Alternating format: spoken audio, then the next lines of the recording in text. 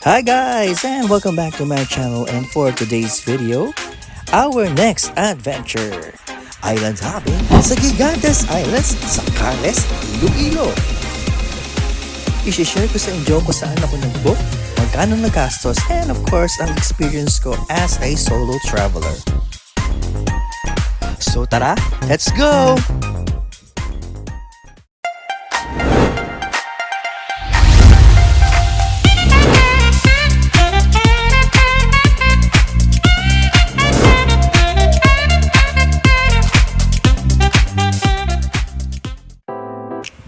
Yan, naghihintay na ako dito sa lobby ng Seda Atria para sa van service.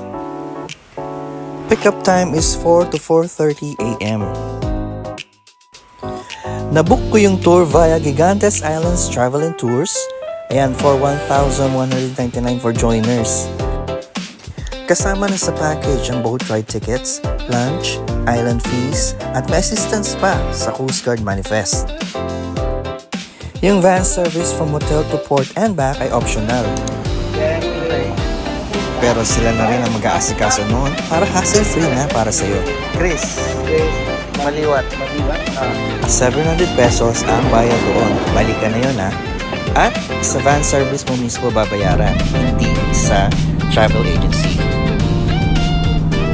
Kung gusto nyo i-avail ang tour na kinuha ko, ayan, isearch nyo lang po ang Gigantes Islands Travel and Tours sa Facebook. Super smooth ang transaction. Stop over muna tayo, ayan, if you need to go to the restroom or buy some snacks.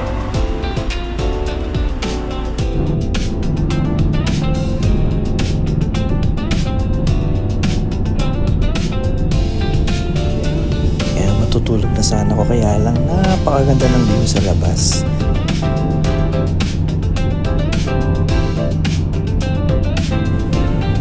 Isa lang sa napansin ko, yung totoo yung isa nag-comment. Napakalinis ng Iloilo. Kahit saan ako nagpunta, sa city man o pa-probinsya na, napakalinis talaga.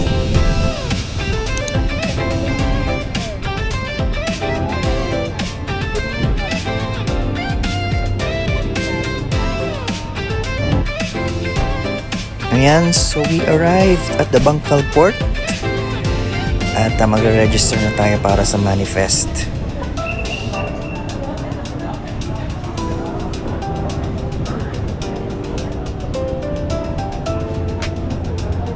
And we were informed beforehand na hanapin namin si Kuya Angelo. So siya ang mag-aasikaso namin manifest. Kaya saglit lang naman yung pila na yan.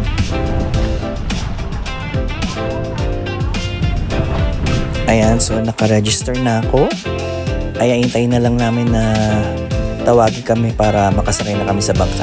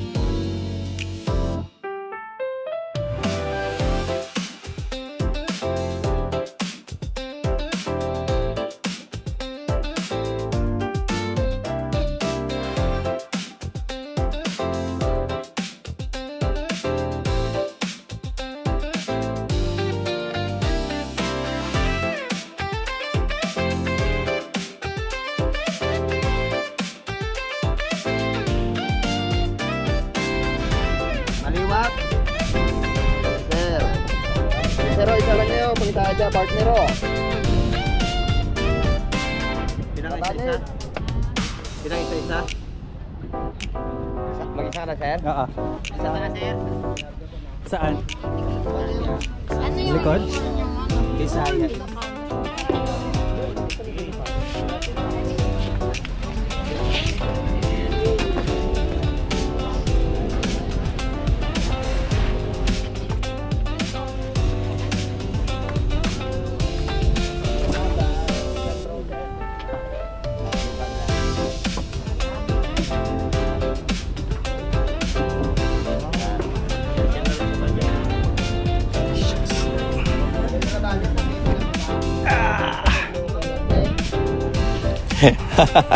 Hirap na hirap. Ang taas kasi.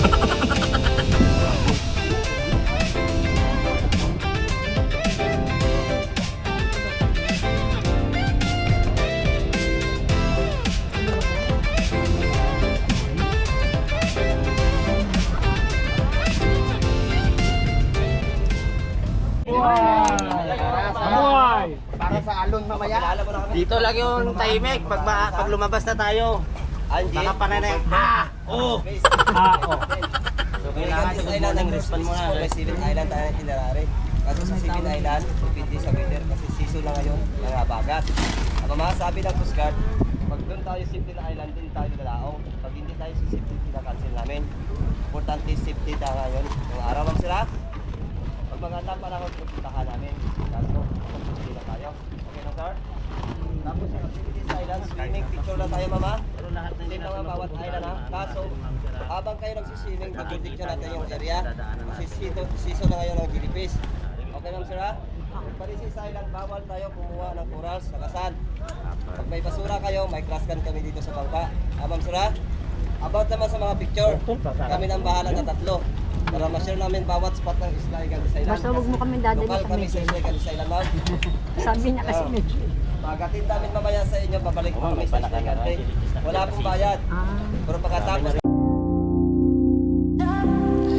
Ayan, so start na ng adventure. And from Bangkal Port, mga 1 to 1.5 hours papunta sa first island. Medyo maalon na nung paalis kami, pero fighting spirit pa rin.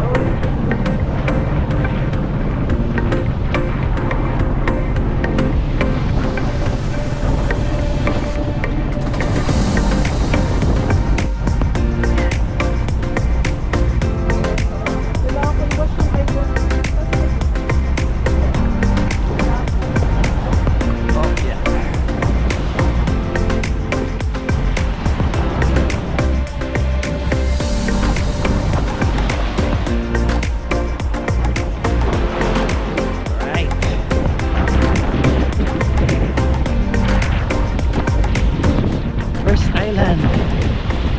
Kabugay gamay.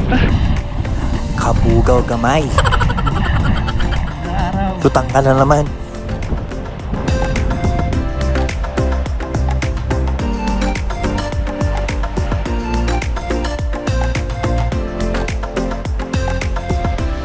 Ang Kabugaw Gamay ang most famous at most photographed island sa Gigantes.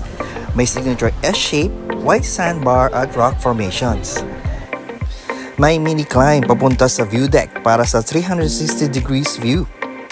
Sobrang Instagram worthy.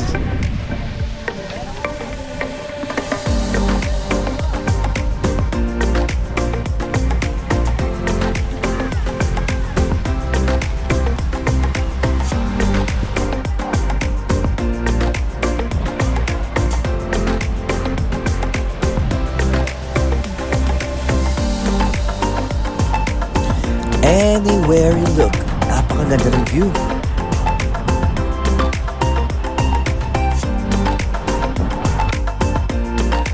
Pati yung sky, ayan, parang painting.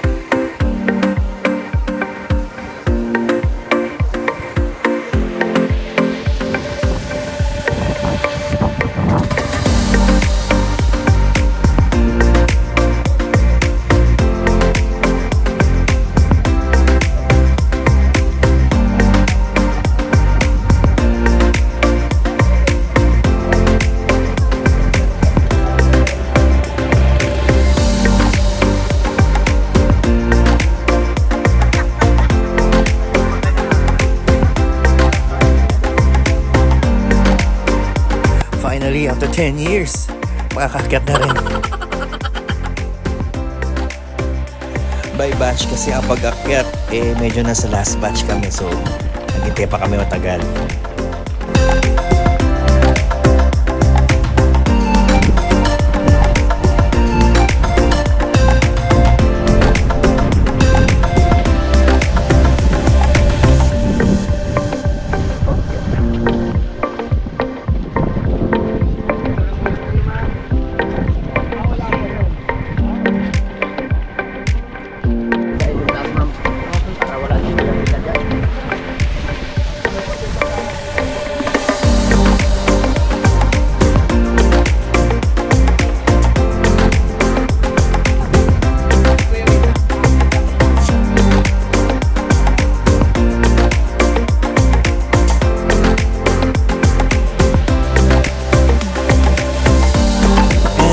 Shoutout sa mga people na lamig ko, mga taga Rizal.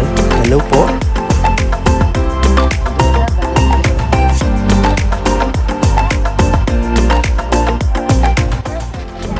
Smile lang ako dyan, pero promise masakit na hita ako dyan.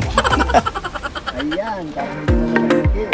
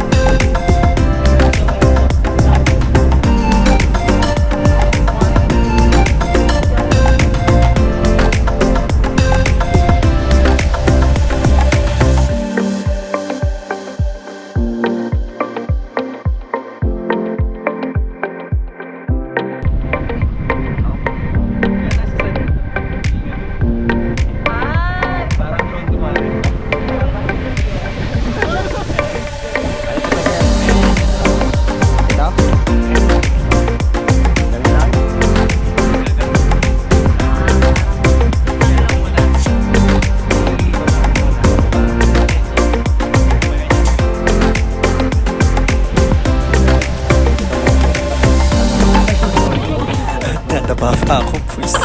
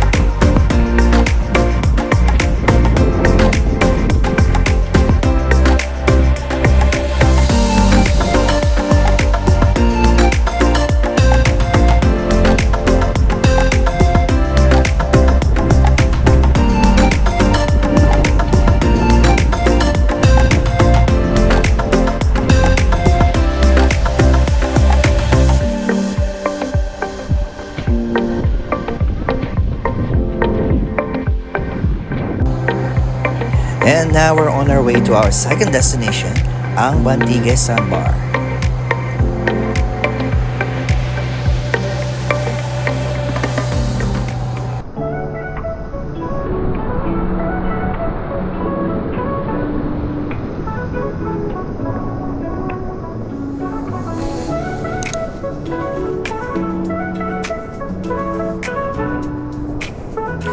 Ang Bantigas Sandbar ay isang mahaba at makipot na strip of white sand na parang floating path sa gitna ng dagat. Super lino ng tubig, perfect for barefoot walking at aesthetic drone shots.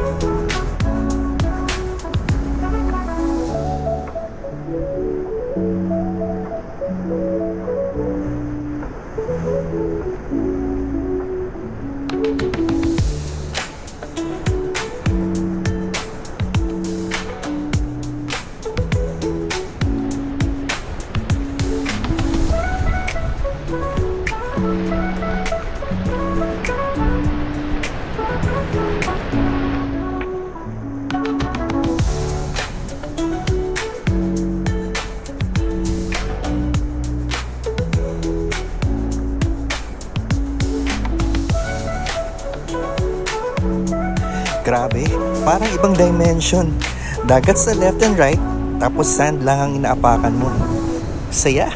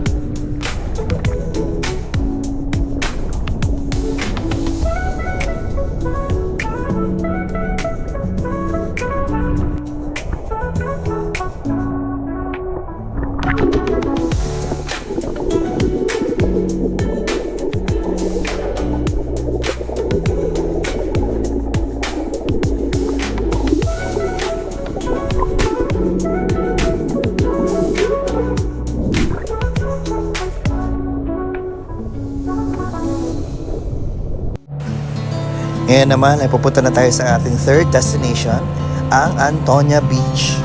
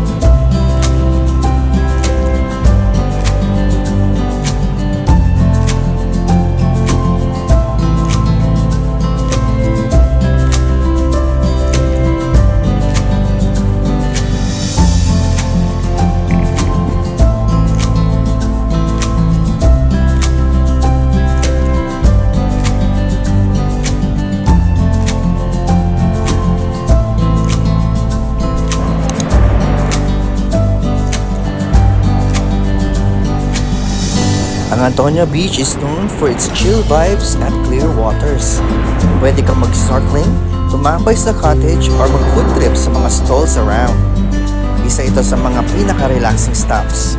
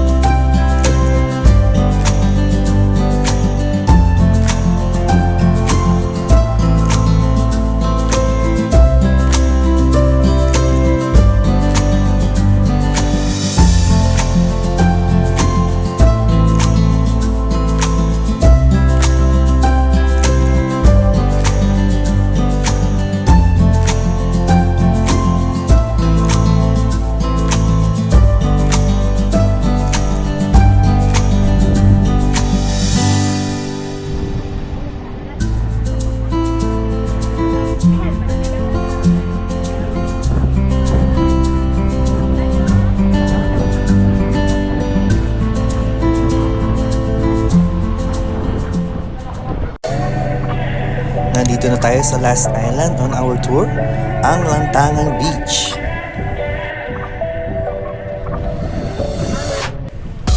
Dito na tayo magla-lunch.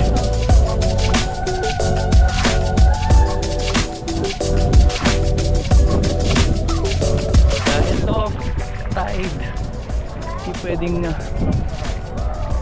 dumaong yung bangka sa bandang una. So lalakad kami punta doon sa kakainan. Medyo malayo. Ayan, ganito kalayo. Ayun.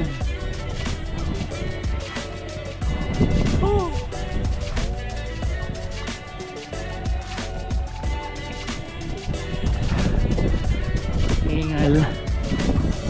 Sana sulit yung kakainin. Yung Anlis Calos ang inintay ko dyan.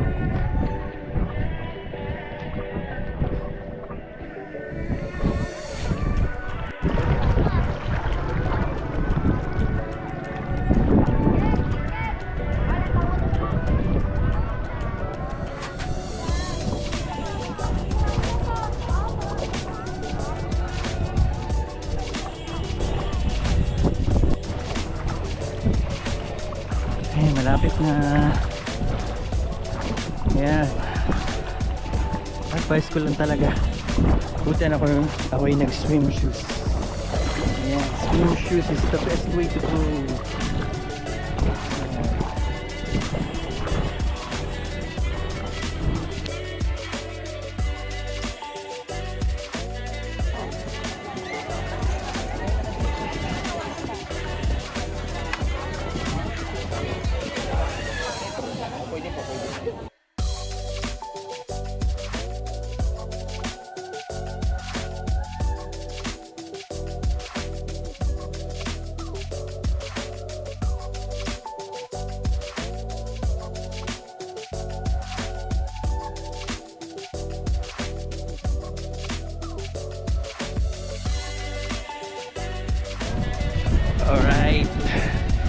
busog na busog.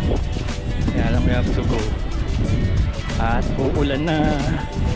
Kaya na umulan na nga. At susugod na naman kami. Lulusong na naman kami sa tubig. At dahil na aming sasakyan ng dumaan. Alright.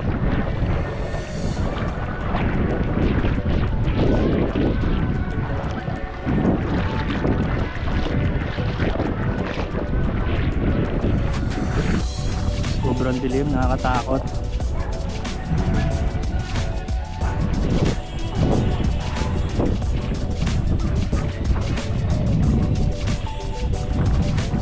Pati na lang. Yan, sasakyan.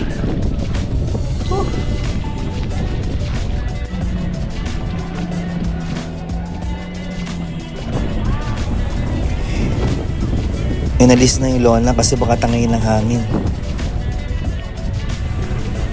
At baka mahirapan din sa pagkontrol ng bangka. And unfortunately, canceled ang Tangke Lagoon and other island stops dahil biglang lumakas ang hangin at ulan. Safety first, so we decided to head back to Bangkal Port right after lunch.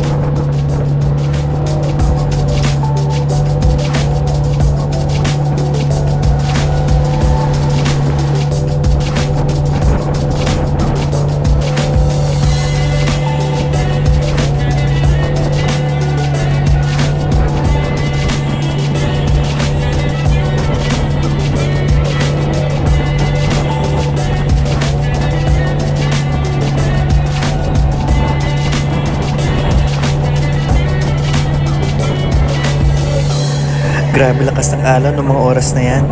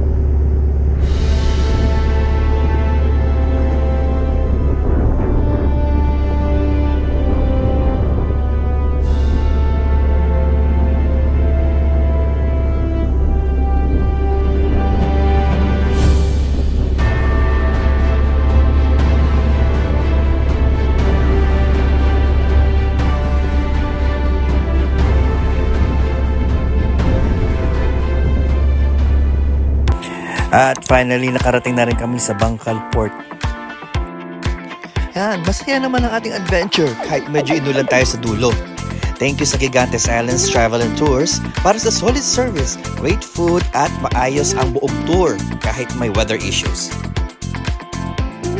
Kung gusto nyo mag-Gigantes Island Tour, I highly recommend them.